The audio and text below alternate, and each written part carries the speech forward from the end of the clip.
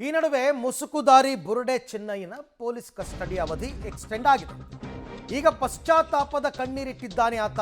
ನಿನ್ನೆ ಕೋರ್ಟ್ ಹಾಲ್ನಲ್ಲಿ ಚಿನ್ನಯ್ಯ ಕಣ್ಣೀರಿಟ್ಟಿದ್ದಾನೆ ಅಂತಕ್ಕಂಥ ಮಾಹಿತಿ ಬರ್ತಾ ಇದೆ. ಮಾಡಿದ ತಪ್ಪಿಗೆ ಪಶ್ಚಾತ್ತಾಪ ಆಗಿದೆ ಅಂತ ಕಣ್ಣೀರು. ಈತ ಆಗಲೂ ಹೀಗೆ ಹೇಳಿದ್ದ, ದೂರು ಕೊಡಬೇಕಾದ್ರೂ ಸೂತ್ರಧಾರರು ಹೇಳಿದಂತೆ ತಪ್ಪು ಮಾಡಿಬಿಟ್ಟಿದ್ದೀನಿ, ಇನ್ನು ನನಗೆ ಯಾರಿದ್ದಾರೆ ಅಂತ ಚಿನ್ನಯ್ಯ ಅಳಲು ತೋಡ್ಕೊಂಡಿದ್ದಾನೆ. ಬಟ್ ಈತ ದೂರು ಕೊಡೋಕೆ ಬಂದಾಗ್ಲೂ ನೂರಾರು ಹೆಣ ಹೂತಾಕ್ಬಿಟ್ಟಿದ್ದೀನಿ, ನನಗೆ ಪಶ್ಚಾತ್ತಾಪ ಕಾಡ್ತಿದೆ ಅಂತಲೇ ಬಂದಿದ್ದು. ಆ ಪಶ್ಚಾತ್ತಾಪ ಯಾವುದು, ಈಗಾಗಿರೋ ಪಶ್ಚಾತ್ತಾಪ ಯಾವುದು? ಹಾಗಿದ್ದಾಗ ನೀವು ತನಿಖೆಗೆ ಸಹಕಾರ ಕೊಡಬೇಕು. ಗೊತ್ತಿರುವ ಎಲ್ಲ ಸತ್ಯವನ್ನು SIT ಮುಂದೆ ಬಾಯಿ ಬಿಡಬೇಕು. ಈ ಬಗ್ಗೆ ಮತ್ತಷ್ಟು ಮಾಹಿತಿ ನನ್ನ ಕೊಲೀಗ್ ಸುಖಪಾಲ್ ಅವರಿಂದ ಪಡ್ಕೊಳ್ಳೋಣ. ಸುಖಪಾಲ್, ಆರಂಭದಲ್ಲಿ ದೂರು ಕೊಡೋದಕ್ಕೆ ಬಂದಾಗಲೂ ನನಗೆ ಪಶ್ಚಾತ್ತಾಪ ಆಗಿದೆ, ನನಗೆ ಪಶ್ಚಾತ್ತಾಪ ಕಾಡ್ತಿದೆ ಅಂತಲೇ ದೂರು ಕೊಟ್ಟಿದ್ದು. ಈಗ ಇನ್ನೊಂದು ರೀತಿ ಪಶ್ಚಾತ್ತಾಪ, ಯಾವ ರೀತಿ ಅಂತ ನಂಗೆ ಅರ್ಥ ಆಗ್ತಿಲ್ಲ. ಇಷ್ಟಕ್ಕೂ ಏನು ಮಾತಾಡಿದ್ದೇನೆ ನ್ಯಾಯಾಲಯದಲ್ಲಿ?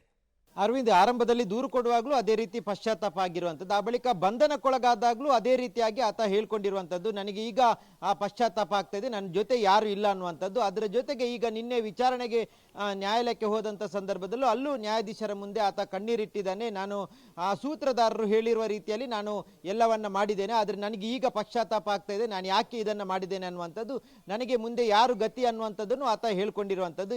ಆರಂಭದಲ್ಲಿದ್ದಂಥ ವಕೀಲರು ಇಲ್ಲ, ಈಗ ಇವತ್ತು ವಿಚಾರಣೆ ವೇಳೆಯೂ ನಾನು ಬೇರೆ ವಕೀಲರನ್ನ ಕೇಳಿಕೊಳ್ಳುವಂಥ ಅನಿವಾರ್ಯತೆ ಎದುರಾಗಿದೆ. ಹಾಗಾಗಿ ನನಗಿನ್ನು ಯಾರು ದಿಕ್ಕು ಅನ್ನುವಂಥ ರೀತಿಯಲ್ಲಿ ಆತ ನ್ಯಾಯಾಲಯದ ಮುಂದೆ ಕಣ್ಣೀರು ಇಟ್ಟಿರುವಂಥದ್ದು. ಮತ್ತೆ 3 ದಿನಗಳ ಕಾಲ ಪೊಲೀಸ್ ಕಸ್ಟಡಿಗೆ ಕೊಟ್ಟಿರುವಂಥ ಹಿನ್ನೆಲೆಯಲ್ಲಿ ಮತ್ತಷ್ಟು ಆತನನ್ನು ಗ್ರಿಲ್ ಮಾಡುವಂಥ ಸಾಧ್ಯತೆಗಳಿದೆ, ಮಹಾಜರ್ ಮಾಡುವಂಥ ಸಾಧ್ಯತೆಗಳಿದೆ. ಹಾಗಾಗಿ ಇನ್ನೊಂದಷ್ಟು ವಿಚಾರಗಳು ಹೊರಗೆ ಬರಲಿಕ್ಕೆ SIT ಅಧಿಕಾರಿಗಳು ಆತನನ್ನು ವಿಚಾರಣೆ ಮಾಡ್ತಾ ಇರುವಂಥದ್ದು. ಮುಂದಿನ ಸೆಪ್ಟೆಂಬರ್ 6ನೇ ತಾರೀಕಿಗೆ ಮತ್ತೆ ನ್ಯಾಯಾಲಯಕ್ಕೆ ಹಾಜರುಪಡಿಸಬೇಕಾಗುತ್ತೆ. ಅಷ್ಟೂ ದಿನಗಳ ಕಾಲ ಆತ ಪೊಲೀಸರ SIT ಪೊಲೀಸರ ಕಸ್ಟಡಿಯಲ್ಲಿ ಇರ್ತಾನೆ. ಜೊತೆಗೆ ಒಂದಷ್ಟು ಮಹಾಜರ್ ಮಾಡುವಂಥ ಕೆಲಸವು ನಡೆಯುವಂಥ ಸಾಧ್ಯತೆಗಳಿರುವಂಥದ್ದು. ಅರವಿಂದ್, ಹಾಗೆ ಸಂಪರ್ಕದಲ್ಲಿರಿ ಸುಖಪಾಲ್, ನಿಮ್ಮ ಜೊತೆ ನಾನು ಮತ್ತೆ ಮಾತನಾಡ್ತೀನಿ. ಆ ಥರ ನಿಜಕ್ಕೂ ಪಶ್ಚಾತ್ತಾಪ ಆಗಿದ್ರೆ, ಧರ್ಮಸ್ಥಳಕ್ಕೆ ಕೆಟ್ಟ ಹೆಸರು ತಂದೆ ಅಂತ ಅನಿಸಿದ್ರೆ ಕಂಪ್ಲೀಟಾಗಿ ಆತ ಹೇಳಬೇಕು, ಸತ್ಯ ಒಪ್ಕೋಬೇಕು, ಎಲ್ಲ ಸತ್ಯವನ್ನು ಬಾಯಿ ಬಿಡಬೇಕಾಗುತ್ತೆ.